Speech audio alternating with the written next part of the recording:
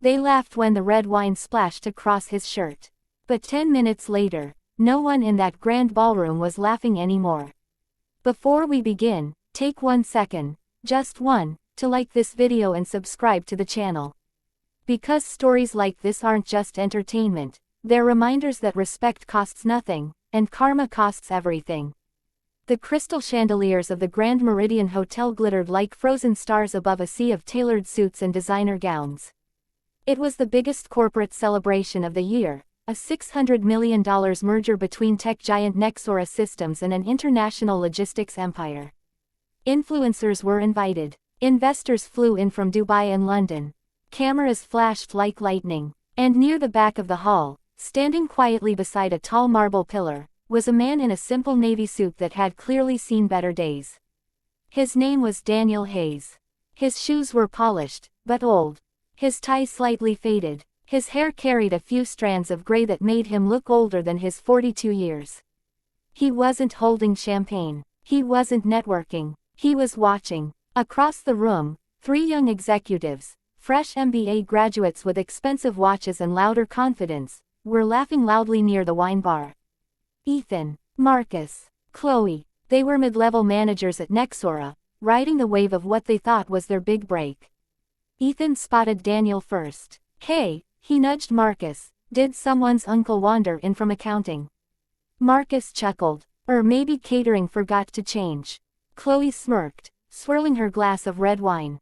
"He looks lost." Daniel heard them. He always heard people. He had spent years listening more than speaking. He didn't react. He simply looked at them with calm eyes, eyes that had once stared at an empty bank account and a mountain of debt. Ethan approached him with exaggerated politeness. "Sir, are you looking for someone? The staff entrance is around back." Daniel offered a small smile. "No, I'm exactly where I'm supposed to be." Marcus laughed loudly enough for others to turn their heads. Bold confidence. Chloe tilted her head. "Which department are you from?" "Ownership," Daniel replied gently. They burst into laughter. "Ownership." Ethan nearly spilled his drink. "You mean stock options?" Daniel didn't respond. That's when it happened. Marcus turned too quickly, his elbow catching Chloe's glass. The deep red wine arced through the air like a slow-motion disaster and splashed directly across Daniel's chest. Gasps. A few muffled chuckles. The stain spread across his shirt like an accusation. Chloe covered her mouth, but she was still laughing. "Oh my God. I'm so sorry," she said, though her tone carried amusement more than regret. Ethan shook his head. "Man, that's going to be impossible to clean." Daniel looked down at his shirt. Then back at them. "It's all right," he said softly. "It washes." Marcus smirked. "Yeah, if you can afford dry cleaning." A few nearby guests laughed under their breath. Daniel reached into his pocket, removed a neatly folded handkerchief, and began gently dabbing the stain. He didn't argue. He didn't defend himself. And somehow, that made them more uncomfortable than anger would have. Across the room, the music began to fade. The event host stepped onto the stage. "Ladies and gentlemen," the host announced, "please welcome the visionary behind this historic $600 million deal, the founder and majority shareholder of Nexora Systems." Ethan straightened his jacket. Marcus adjusted his cufflinks. Chloe smiled confidently. They assumed it would be Gregory Whitman, the flashy CEO who loved cameras. But Gregory wasn't walking toward the stage. Instead, he was walking toward Daniel. The room slowly parted like a wave. Gregory reached him, his expression respectful. "Sir," Gregory said, nodding slightly. "They're ready for you." The color drained from Ethan's face. Marcus stopped breathing. Chloe's smile disappeared. Daniel handed his stained handkerchief to a passing server, adjusted his wine-soaked jacket, and walked calmly toward the stage. Whispers exploded across the ballroom. "That's him." "No way. I thought he sold his shares years ago." Daniel stepped into the spotlight. The applause began slowly, then grew. He looked out at the crowd, the same crowd that had dismissed him 10 minutes earlier. "Good evening," he began, voice steady. "Some of you know me. Many of you don't." He paused. "My name is Daniel Hayes. 15 years ago, I started Nexora Systems in a rented garage with 2 borrowed laptops and an idea everyone told me would fail. The room was silent. I slept on the floor beside servers I couldn't afford to replace. I was rejected by 47 investors. I was told I didn't look the part. His eyes briefly flicked toward Ethan, Marcus, and Chloe. But I learned something valuable during those years. He let the silence stretch. Character reveals itself in how we treat people who can offer us nothing. The words hung heavy in the air. Daniel didn't call anyone out directly. He didn't need to. Tonight isn't about a $600 million deal, he continued. It's about integrity. About remembering that the janitor, the intern, the quiet man in the corner, they might be the ones who built the floor you're standing on. A ripple of realization moved through the crowd. Ethan felt his stomach twist. Marcus stared at the carpet. Chloe blinked rapidly, replaying the moment of the wine. Daniel smiled gently. And for those who made mistakes tonight, don't worry. I've made plenty myself. There was kindness in his tone. Not revenge. Growth begins when humility enters the room. The applause this time was thunderous. But the story didn't end there. After the speech, as guests lined up to congratulate him, Daniel stepped down from the stage and walked directly toward Ethan, Marcus, and Chloe.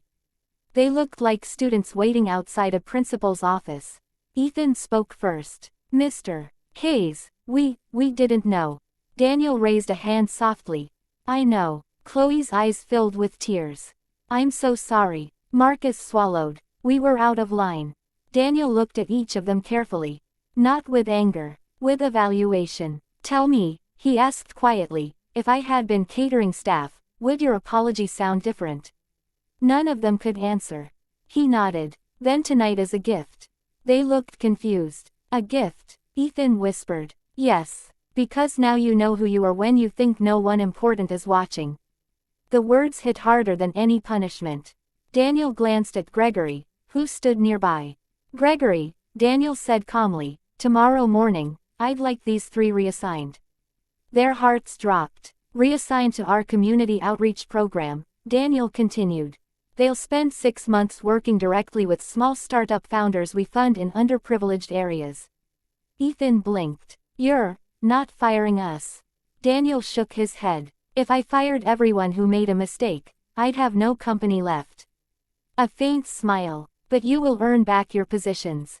Not through presentations. Through service. Chloe wiped her tears. Thank you. Daniel leaned slightly closer. Don't thank me. Prove me right. Months passed. The outreach program wasn't glamorous. They worked in cramped co-working spaces. They mentored teenagers coding on outdated laptops. They met entrepreneurs who reminded them of Daniel's early days, hungry, overlooked, determined. And something changed. Ethan stopped leading with sarcasm. Marcus started listening more than speaking. Chloe learned the power of quiet respect. 6 months later, they stood once again in the same ballroom, this time for a scholarship launch funded by Nexora. Daniel addressed the crowd briefly, then invited Ethan, Marcus, and Chloe to share what they had learned. Ethan spoke first. I used to measure success by titles and access, he admitted. Now I measure it by impact. Marcus added, we almost lost our careers over a moment of arrogance. But we gained perspective instead. Chloe's voice trembled. I poured wine on a man I thought didn't matter. I was wrong. Every person matters. The applause that night felt different. Earned. As the event ended, Daniel stood alone again near the back of the room. Not hiding. Observing. A young server accidentally bumped into him, nearly dropping a tray. I'm so sorry, sir. The server panicked. Daniel smiled warmly. It's all right, he said. It washes. And this time, the words carried no humiliation, only grace. So remember this. The way you treat someone today might be the story they tell about you tomorrow. Respect the quiet ones. Value the unnoticed. Because you never know who owns the room you're standing in. If this story moved you, even a little, like the video, share it with someone who needs the reminder, and subscribe for more stories that prove kindness is still powerful. And next time you see someone standing quietly in the corner, choose respect. It might change everything.